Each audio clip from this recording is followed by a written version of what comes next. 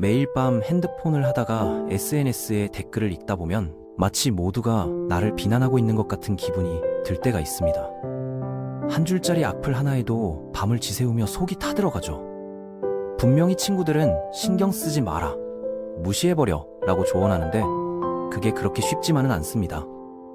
왜 어떤 사람들은 공격받을 때 의연하게 맞서는데 또 다른 사람들은 완전히 무너져 버리는 걸까요?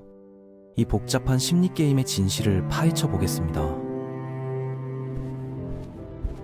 우리 마음속에서 벌어지는 전쟁의 실체와 진짜 적이 누구인지 명확하게 알아보는 시간을 가져보죠. 온라인 세상은 정신건강 측면에서 보면 인류 역사상 최악의 발명품 중 하나일지도 모릅니다. 하루 종일 우리를 향해 돌과 창을 던지는 사람들로 가득하니까요. 나를 무가치하다고 말하는 사람, 부끄러워해야 한다고 외치는 사람, 심지어 사라져버려야 한다고 주장하는 사람들까지 마주하게 되죠. 이런 상황에서 우리는 어떻게 자신을 지켜야 할까요? 주변에 착한 친구들이 건네는 상식적인 조언을 한번 생각해 보세요. 그런 사람들 말은 듣지 마세요. 괴롭히는 사람이 정신적으로 문제가 있는 거예요. 라고 말하죠. 분위기 전환이나 해봐요. 좋은 일만 생각해요. 참으로 따뜻하고 배려 깊은 말들이지만 슬프게도 많은 사람들에게는 전혀 도움이 되지 않습니다. 친구들의 조언이 효과적이지 않은 이유가 있습니다. 그들은 문제의 표면만 보고 있을 뿐 진짜 전쟁터가 어디에 있는지 모르고 있기 때문이죠. 그렇다면 도대체 무엇이 문제일까요? 왜 어떤 사람들에게는 적들에게 실질적으로 대항하거나 공격 앞에서 마음속 깊이 굴복하지 않고 자신을 지키는 일이 극도로 어려운 것일까요? 직장에서 괴롭힘을 당하는 상황을 떠올려 보겠습니다.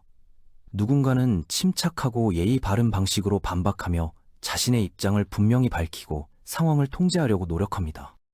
그런데 또 다른 누군가는 자기 자신을 미워하고 절망감에 빠져들죠. 똑같은 상황인데 왜 이렇게 다른 반응을 보이는 걸까요? 연인 관계에서도 마찬가지입니다. 부당한 비난을 받았을 때 어떤 사람은 그건 잘못된 평가야 라고 당당히 말하며 안정감을 유지하고 관계를 개선하려고 노력합니다. 반면 다른 사람은 왜 뒷걸음질 치며 움츠러들고 자신이 정말 그런 사람인가 하는 의심에 빠져들어 자존감이 바닥으로 떨어지는 걸까요? 가족 관계에서도 이런 패턴은 반복됩니다. 형제 자매로부터 비교당하거나 비난받을 때 누군가는 나는 나만의 길을 가고 있어 라고 자신 있게 말할 수 있습니다. 하지만 다른 누군가는 그 말 한마디에 며칠 동안 고민하며 자신의 모든 선택을 의심하고 결국 자신이 부족한 사람이라는 결론에 도달하게 되죠. 불안에 사로잡힌 사람들이 세상의 공격으로부터 자신을 지키려 애쓰는 모습을 보면 한 가지 사실을 깨닫게 됩니다. 사람은 결국 자기 자신에게라도 따뜻해야 한다는 것이죠. 하지만 우리 중 일부에게는 이것이 생각처럼 간단하지 않습니다. 자신의 편이 되어주는 것은 기본적인 생존 본능처럼 보이지만 실제로는 그렇지 않아요. 더 놀라운 사실은 우리 성격 전체가 자기 자신을 나쁘고 틀리고 실수투성이고 창피하고 쓸모없는 존재로 받아들이도록 만들어져 있다는 점입니다. 이런 말이 과장되게 들릴 수 있고 이성적인 성인 자아로는 이게 전부 옳을 리 없다고 판단하지만 마음 깊숙한 곳에서는 이것이 조금은 사실이라고 믿고 있습니다. 심지어 우리 자신에 대한 핵심적인 진실이라고 여기고 있어요. 이런 믿음이 어디서 왔는지, 언제부터 시작되었는지 정확히 기억하지 못하지만 확고하게 자리 잡고 있죠. 아침에 일어나서 거울을 볼 때도, 새로운 사람들을 만날 때도, 중요한 발표를 할 때도 이런 내면의 목소리가 속삭입니다. 너는 부족해. 너는 실패할 거야. 외부의 공격자들을 상대하는 가장 중요한 출발점은 우리의 인격 자체가 반대 의견에 부딪힐 때마다 커다란 어려움에 직면하도록 구성되어 있다는 사실을 인정하는 것입니다. 이런 상황이 힘들 것이라고 미리 예상해야 하고 실제로도 그렇습니다. 이 부분에서 자신을 깎아내릴 필요는 전혀 없어요. 이것은 약함이 아니라 현실입니다. 정신적으로 약간의 취약함이 있는 이 영역에서는 도움을 요청하고 자기 자신에게 충분한 연민을 베풀며 위기를 이겨내기 위해 필요한 모든 소중한 치료 과정을 받아들여야 합니다. 그런 다음 불행히도 진짜 적의 정체를 받아들여야 하죠. 우리가 품고 있는 것은 지금 우리 밖에 있는 존재가 아니라 우리 안에도 똑같이 존재하고 있습니다. 외부의 비판자들은 우리를 공격하지만 진짜 문제는 내부의 비판자가 그들과 같은 편에 서서 우리를 배신한다는 점입니다. 이것이 진짜 전쟁터예요. 왜 그 비난의 소리가 이토록 진실처럼 느껴지는지 스스로에게 질문해 보세요. 외부에서 들려오는 비판이 왜 이렇게 마음 깊숙이 파고들어 상처를 주는 걸까요? 우리의 의식은 자신에 대한 정보의 극히 일부분만을 제공합니다. 우리 몸속 세포들이 어떤 방식으로 기능하는지 본능적으로 알 수 없는 것처럼 우리 감정적 뇌의 대부분은 어둠에 가려져 있어요. 하지만 한 가지는 분명합니다. 우리의 자기 혐오에는 반드시 역사가 존재한다는 것이죠. 우리는 과거 어느 시점에서 제대로 된 사랑을 받지 못했기 때문에 자신을 미워하게 되었습니다. 예전에 당신은 쓸모없는 존재이고 살아갈 자격이 없다는 말을 들었고 그 이야기가 마음속 깊이 굳어져 버린 거죠. 이것이 바로 내면의 적이 탄생한 순간입니다. 어릴 때 부모로부터 너는 왜 이렇게 못하니? 라는 말을 반복해서 들었거나 학교에서 친구들에게 지속적으로 놀림을 받았거나 사랑하는 사람에게서 거절당한 경험이 있을 수 있어요. 이런 경험들이 쌓이면서 우리 마음속에는 작은 판사가 하나 생겨납니다. 이 판사는 항상 우리를 감시하고 실수할 때마다 역시 너는 안 돼 라고 선고를 내리죠. 바보라는 비난을 받으면서도 내면에서 자신이 멍청하다고 속삭이는 목소리가 있는 사람이 어떻게 자신을 보호할 힘을 찾을 수 있겠습니까? 이것은 불가능에 가깝습니다. 마음의 어른스러운 부분에서는 싸워야 한다고 알고 있지만 내면에서 들려오는 것은 공격자가 하는 모든 말이 맞다는 소리이고 결국 그들은 가해자와 완전히 동조하게 되어버립니다. 맞아. 나는 정말 부족한 사람이야. 그들이 나를 비판하는 게 당연해. 이런 생각이 머릿속을 지배하게 되면 우리는 스스로를 지킬 수 없게 됩니다. 외부의 부정적인 자극이 계속되고 그것이 내면의 상처와 맞물리면 상황은 점점 위험해질 수 있습니다. 이런 상태가 오래 지속되면 자신을 해치고 싶은 충동이나 극단적인 생각이 마음속에 스며들기도 합니다. 무력한 상태의 사람들은 적에게 거만하게 구는 것과는 정반대의 태도를 보입니다. 마치 당신이 나를 파괴하기 전에 나는 이미 스스로를 포기하고 있다고 말하는 듯하죠. 이것이 바로 사이버 불링이나 악성 댓글이 때로는 치명적인 결과를 가져오는 이유입니다. 외부의 공격과 내부의 자기 혐오가 만나는 순간 그 파괴력은 상상을 초월하게 되거든요. 하지만 희망이 있습니다. 이 모든 문제에 대한 해결책은 우리가 이전에 들어본 적이 있을 크고 순진해 보이는 단어이지만 생명을 구원하는 차원에서 이해해야 할 개념입니다. 우리는 다른 사람들로부터 충분히 자주, 충분히 명확하게 사랑이라는 말을 들어야 하며 그들이 꼭 연인일 필요는 없습니다. 가족, 친구, 동료, 심지어 낯선 사람도 될 수 있어요.